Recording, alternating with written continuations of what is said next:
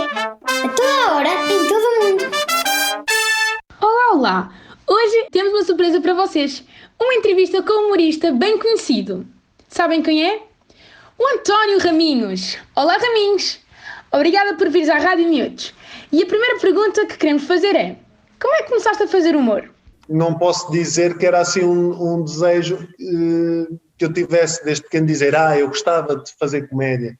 Eu sempre gostei muito de comédia, eu via muitos filmes de comédia e sempre gostei muito de palhaçada, mas nunca tinha pensado isso como profissão, na realidade. Na altura, eu fui para o fantástico mundo do desemprego, tinha muito tempo livre, comecei a ver muitas coisas sobre comédia, comecei a escrever coisas sobre comédia. Era na altura que ainda dava um programa que era o Levanta-te e Ri, que voltou a dar recentemente, e eu comecei a ver muita comédia, entrei em contacto com alguns comediantes do Levanta-te e Ri e comecei a atuar. E a partir daí eu pensei, olha, se é para estar a ganhar uma porcaria, mais vale ganhar uma porcaria a fazer aquilo que gosto. E a sorte é que eu tinha o apoio da Catarina, não é? Ela continuava a ser jornalista, passámos algumas dificuldades, mas fui lutando e fui conseguindo até que hoje em dia é só isso que eu faço. Como é lidar com tanta menina em casa que já tem tanto humor como o pai? É uma desgraça, pá. Só miúda. Vocês têm irmãos? Irmãs? Não. Eu não. Eu tenho dois.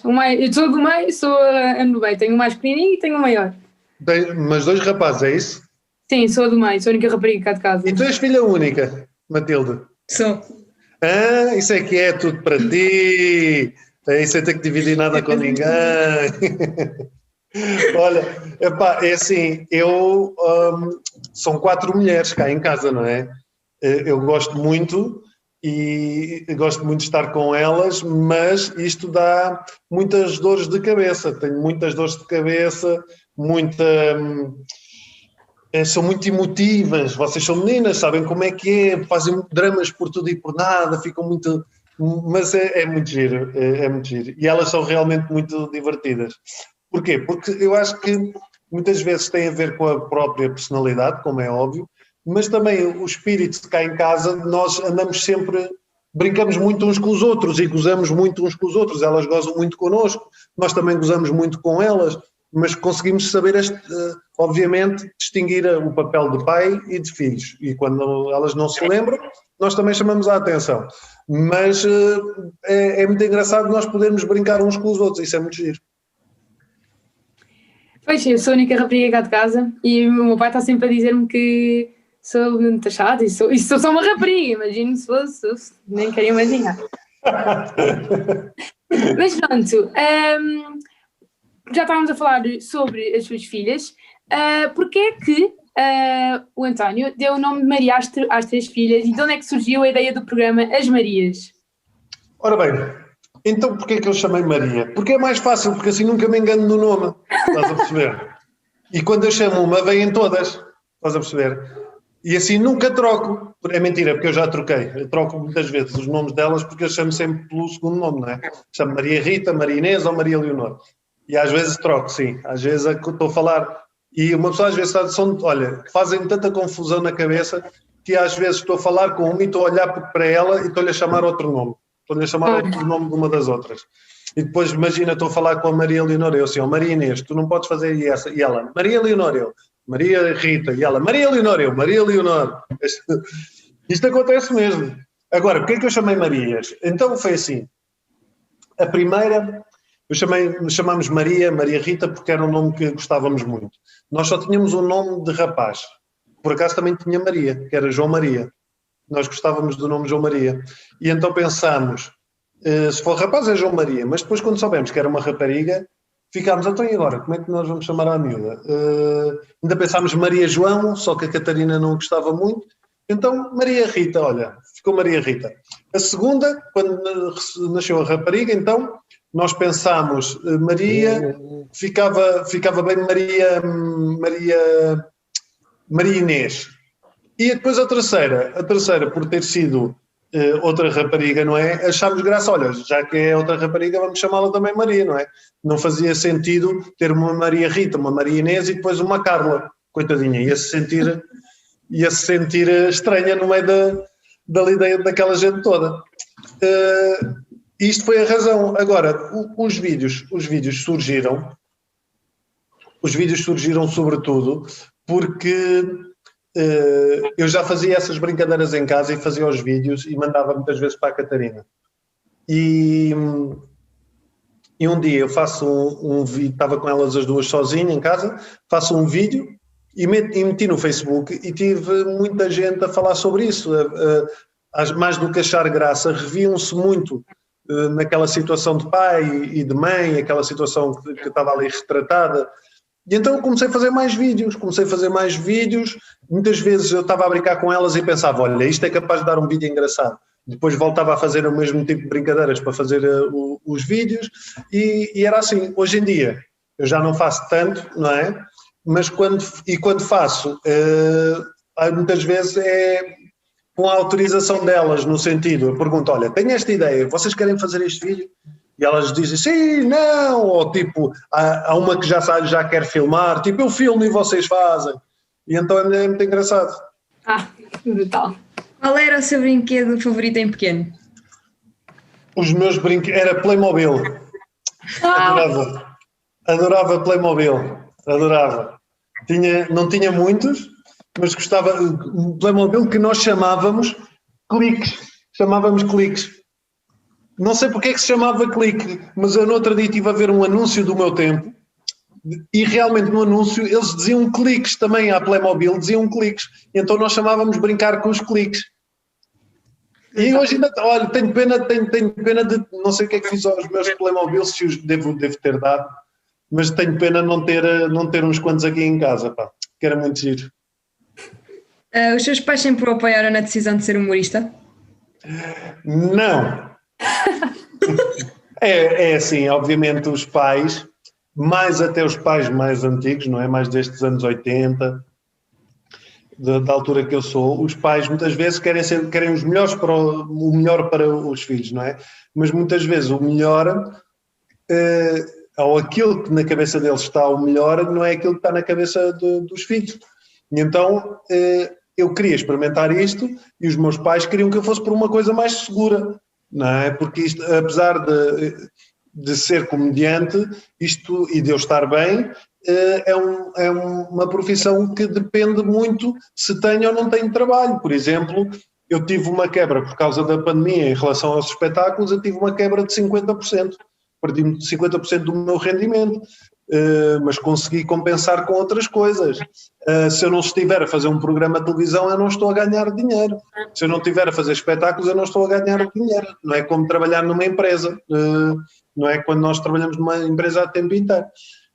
E então muitas vezes a minha mãe apoiava-me mais, o meu pai gostava mais que eu fosse fosse para outro trabalho, mas depois acabou por perceber que era isto que eu gostava de fazer e que até me orientava bem, então acabou por aceitar e pronto. Agora, o que o meu pai diz muitas vezes é que andou a pagar o curso de um jornalista e saiu-lhe um palhaço. Não é mentira, não é? E qual é que é a tua inspiração, Raminhos? Qual é a minha inspiração? Olha, a inspiração da maior parte dos comediantes é igual, no sentido em que é a sua própria vida. Não é? Todos nós, vocês também, e qualquer pessoa, tem a capacidade de fazer comédia. Porquê? Porque fazer comédia não é nada mais do que olhar para a nossa própria vida de uma maneira diferente. Não é? De pensar nas coisas que fazemos de um modo diferente. Pensar nas situações, às vezes estamos a pensar uma situação difícil que estamos a passar e brincarmos com ela. Todos nós temos essa capacidade de fazer humor. E então a maior parte dos comediantes faz humor exatamente com a sua própria vida, com a sua própria história. E é isso que eu faço. Por isso é que eu faço piadas com as minhas filhas, ou brinco com a minha maneira de ser, com as questões relacionadas com a ansiedade, porque são coisas que me dizem respeito a mim, não é? E portanto é muito mais fácil eu brincar com elas. Quais são os ingredientes mais importantes para fazer humor? 150 gramas de ser genuíno, 100 gramas de ser profissional, 300 gramas de responsabilidade. Eu passo a explicar. Então é assim, as pessoas acham que muitas vezes fazer comédia é só ir lá dizer umas parvoíces. Muitas vezes até me dizem assim, vens cá, há aqui uma festa, vens cá, e contas assim umas piadas, pá. Mas as coisas precisam de ser preparadas, não é? Quem faz comédia, neste registro ou no outro, eu tenho que escrever as minhas piadas, eu tenho que escrever os meus textos, tenho que experimentar se funcionam ou não, tenho que enfrentar o público e perceber se realmente as piadas vão funcionar ou não. Ou seja, é um trabalho como outro qualquer, não é? E muitas vezes as pessoas acham que quem faz comédia está sempre a rir ou está sempre divertido. E não, eu sou uma pessoa perfeitamente normal como outra qualquer, e isto para mim é um trabalho como outro qualquer, não é? É preciso como por exemplo eu estou na rádio comercial todos os dias, e as coisas que me enviam para lá para eu responder, eu tenho que me sentar e tenho que pensar sobre elas e tenho que fazer pesquisa, tenho que tentar procurar qual é o ângulo mais engraçado daquilo. Por isso é que os ingredientes para fazer comédia é isso, é preciso uma pessoa ser genuína, ou seja, se, por exemplo, Matildes, se os vossos amigos vos acham graça por aquilo que são, por as vossas brincadeiras, se vocês quisessem fazer comédia, tinham que fazer exatamente o mesmo que fazem perante os vossos amigos. Ou seja, não iam mudar a vossa atitude, não iam ser uma pessoa diferente, iam ser genuínas, não é? Portanto, é nesse sentido que tem que ser genuíno. Depois é preciso, lá estar, trabalhar, dedicar-se, é preciso ter alguns, como qualquer trabalho, fazer alguns fretes, não é? Temos que nos sujeitar a algumas coisas, escrever, se calhar fazer alguns trabalhos que gostamos menos, que nos vão abrir a porta para outras coisas. Isto não é tudo bonito. Passar por algumas dificuldades, como também passei, muitas vezes a gravar no 5 para a meia-noite, nós recebíamos 1/3 daquilo que se ganhava normalmente, tínhamos que trabalhar muito mais para ganhar o mesmo que os outros. E pá, é como tudo, não é só de palhaçada. Qual é que é a importância do humor na sociedade? O humor, na realidade, a palavra humor está mais relacionada com um conjunto de emoções, mas o riso, não é? O riso alivia, o riso tira peso às situações, ou seja, não as desvaloriza. Por isso é que, por exemplo, quando há tragédias muito grandes, vocês já estudaram alguma vez a queda das Torres Gêmeas? Isso foi em 2001, tinha eu 21 anos, eu vi isso em direto, e eu lembro que passado 2 ou 3 dias começaram a surgir anedotas muito pesadas do humor negro, sabem? Aquelas anedotas muito pesadas. E as pessoas riam-se. Isso não quer dizer que sejam maldosas. Isso é uma maneira de relativizar, de tirar peso à situação, não é que lhe tire importância, mas para as pessoas conseguirem às vezes lidar com a realidade, é preciso colocá-la um bocadinho ao lado, não é? Por isso é que às vezes nós temos amigos ou pessoas que passaram por situações muito difíceis, seja de doenças ou outras, e são eles próprios a brincar com isso. E nós às vezes até ficamos, como é que tu és capaz de dizer essas coisas? Como é que tu és capaz de dizer isso, não é? E porquê? Porque a realidade dele é uma maneira dele se sentir mais aliviado com isso. Por isso a importância do humor, essa importância está relacionada com isto e está relacionada com a própria... Quando tu te ris, é como se baixasses a tua guarda, ou seja, como se ficasses mais relaxada. Então também é muito bom, por exemplo, nas empresas, para passar mensagens. Às vezes nós fazemos espetáculos para empresas, imagina, há uma reunião numa empresa e o diretor diz assim, olha, a empresa está numa situação difícil e é importante que venhas cá falar sobre a situação difícil, mas podes brincar com esta situação. E nós vamos lá, brincamos com a situação e as pessoas recebem aquilo melhor. Porquê? Porque estão mais calmas e não estamos a desvalorizar, mas estamos a tirar importância à situação. E por isso é que há terapias, como por exemplo uma que se chama Yoga do Riso. Já viram? Já ouviram falar? Sim, eu ontem fiz anos, por acaso. E eu lembro-me que ontem eu recebi uma prenda com várias tarefas e uma amiga minha deu-me um presente com vários objetivos que nós temos de fazer durante a nossa amizade. E uma delas era, vamos fazer a yoga do riso. E ela assim, se não souber, vai pesquisar à net. Eu fui pesquisar à net, só que não tive paciência para ir ver. Mas eu não sei o que é, mas gostava de saber o que é. Então vou-te explicar. O yoga, parabéns, primeiro. Quantos anos é que fizeste? Fiz 15 anos. Boa! Obrigada. É assim, o yoga do riso e também o yoga do riso também é uma terapia que fazem, por exemplo, na psicologia. Ensinam-te, são exercícios para te fazer rir, ou seja, para forçar o riso. Mas aquilo chega a uma altura que o riso já não é forçado, já é natural. Porquê? Porque tu ao rires liberta-te substâncias tipo serotonina e endorfinas e outras substâncias que trazem bem-estar ao corpo. E é muito engraçado. Primeiro é muito estranho, mas depois é muito engraçado.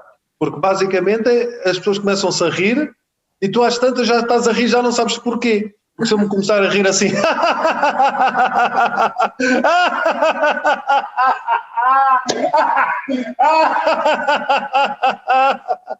Estás a rir do quê?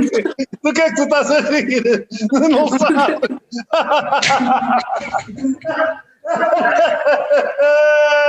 Ai, matou boa. Estão a ver? É assim. Agora não vou parar. Isto é um bocadinho de nada de yoga do riso. Não fazia a mínima ideia. Tens que experimentar, que é muito engraçado. Nós, por acaso, no último teste de português que fizemos, o texto que era para falar era sobre o humor. E nós chegámos muito à toa todos do que é que a gente havíamos de escrever e o que é que a gente íamos pôr lá. E depois saímos do teste e ficámos, o que é que vocês puseram? Porque é um tema... Pronto, deviam ter feito esta entrevista antes. Nós somos da mesma turma, eu e a Matilde, e quando eu estava no teste e veio-nos um texto de opinião sobre o humor, eu lembrei-me logo do Raminhos e pensei assim, o que é que eu vou dizer? Porque eu sou grande fã do Raminhos, e eu fiquei, o que é que eu vou dizer? Nada. E eu pensei, o que é que eu vou dizer? Então pensei, há vários tipos de humor, não é mesmo? E também era uma das perguntas que eu também queria lhe perguntar, que o Raminhos é mais conhecido por fazer o humor de fazer as pessoas rir, mas também há vários tipos de humor, certo? Sim.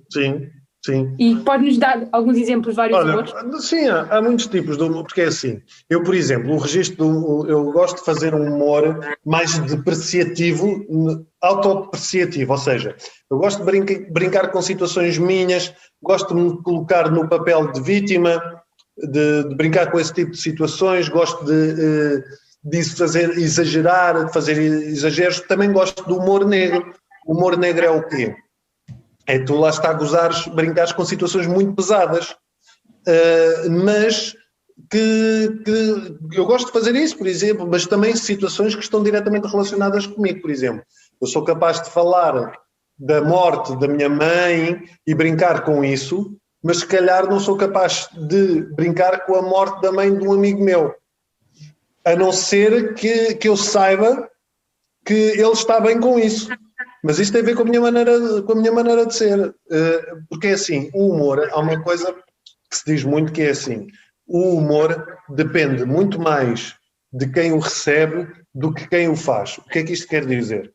Quer dizer que se eu contar uma piada, a maneira como vocês as duas vão ouvir essa piada é diferente. Por exemplo, uma de vocês pode achar graça e a outra pode não achar graça. E isso tem mais a ver com a vossa própria vida. Imagina que uma de vocês é vegetariana e eu conto uma piada a gozar com vegetarianos. Se calhar a que for vegetariana não se vai rir, mas a outra vai. Exato, é a mesma coisa de eu ser loira e fazer uma piada... Exato, se tu fosses loira eu contava uma piada de louras. E se calhar tu não estás farta de ouvir isso para outra vez a gozar com as louras e não te rias, mas se calhar outra pessoa ria-se. Mas tu também não te rias porque lá está, também eras loira e não percebias a piada, não é? Exato.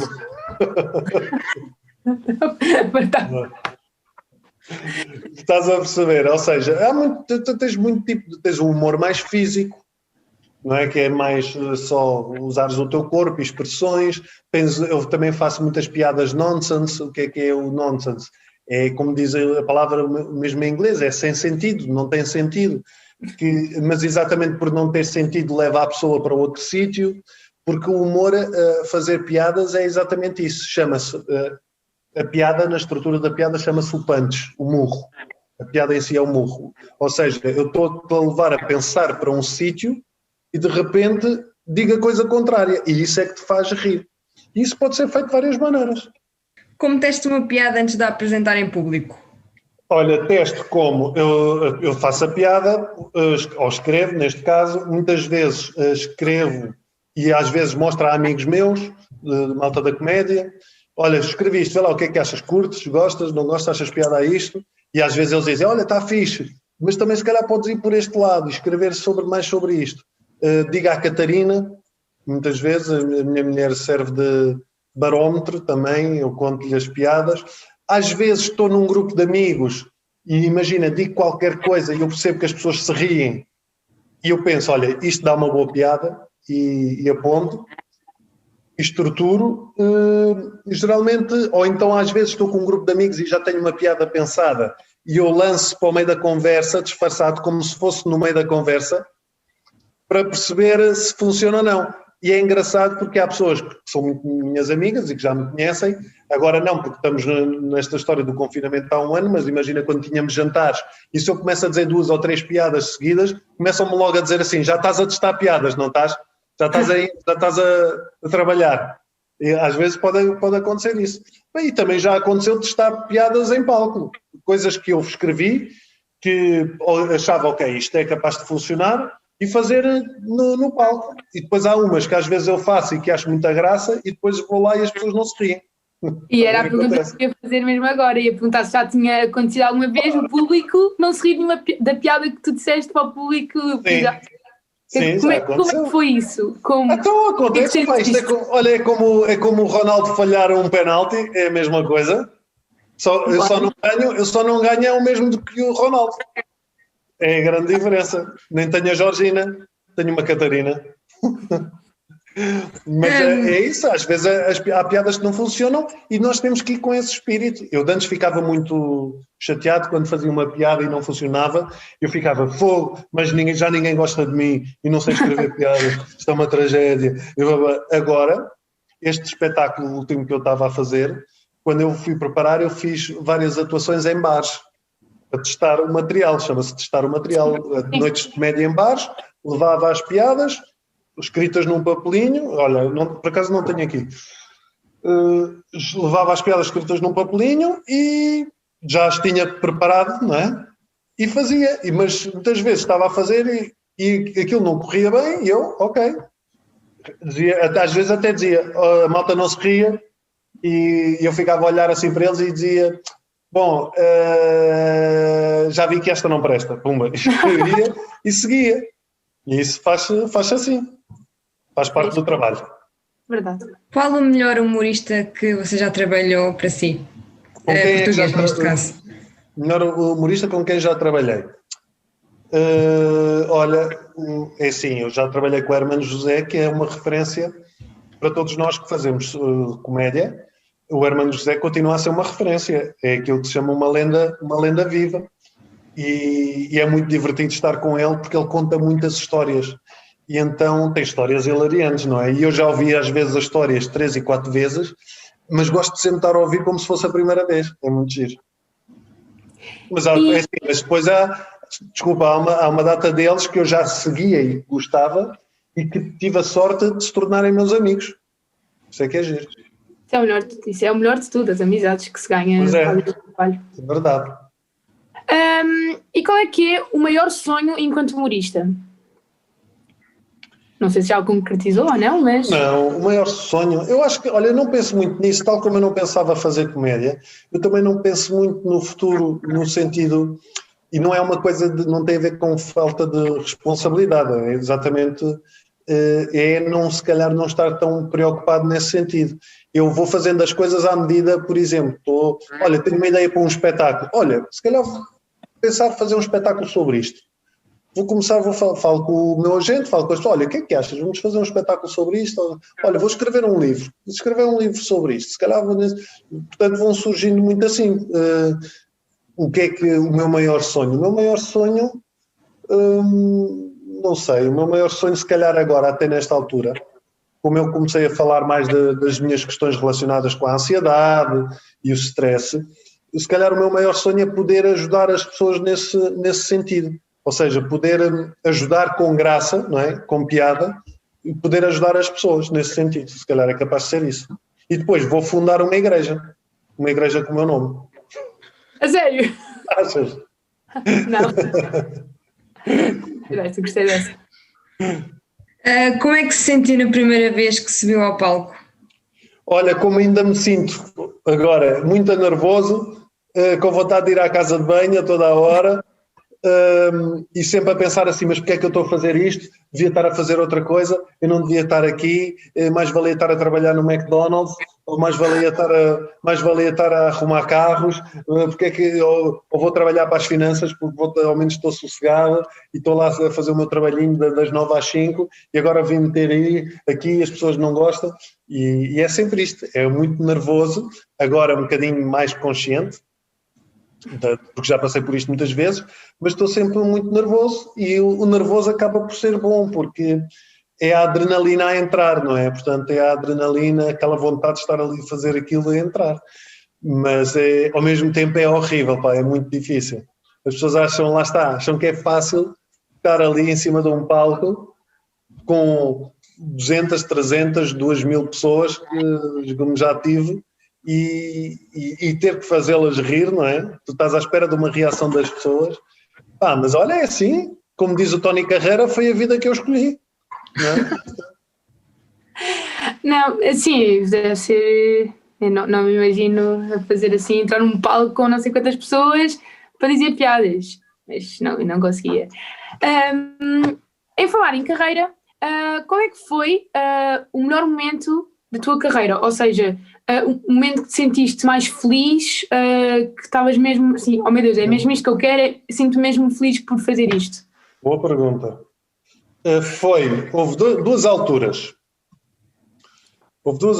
Foi na Madeira, há muitos anos, que eu estava com dois grandes amigos meus com quem comecei a fazer stand-up, que é o Carlos Moura e o Pedro Miguel Ribeiro, e nós estávamos na Madeira tipo há 12 dias e tínhamos feito 11 espetáculos.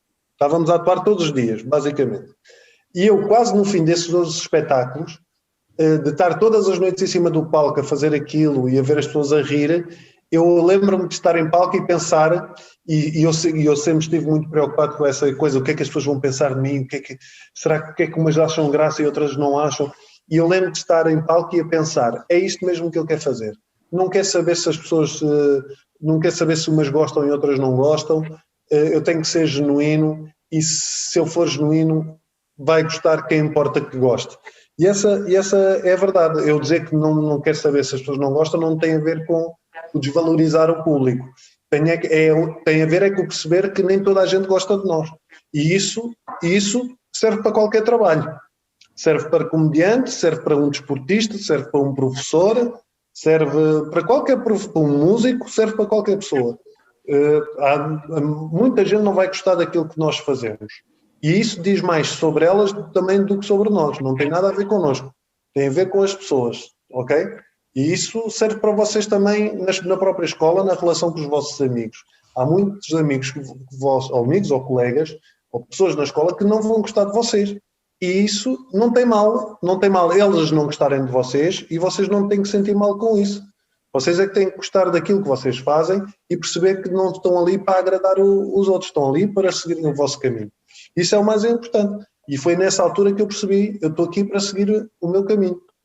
E foi também, anos mais tarde, no Brasil, quando atuei no Brasil, numa sala de espetáculos de comédia só, e eu lembro-me de entrar naquela sala e imagina, é como se tivesse entrado em Meca. Sabem o que é Meca, não sabem? Sim. Do islamismo.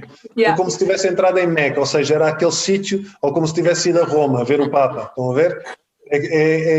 Eu entrei na sala e disse, é mesmo isto, é mesmo isto que eu quero, é mesmo este tipo de coisa de sala que eu quero estar. E pronto, foi nesses sítios.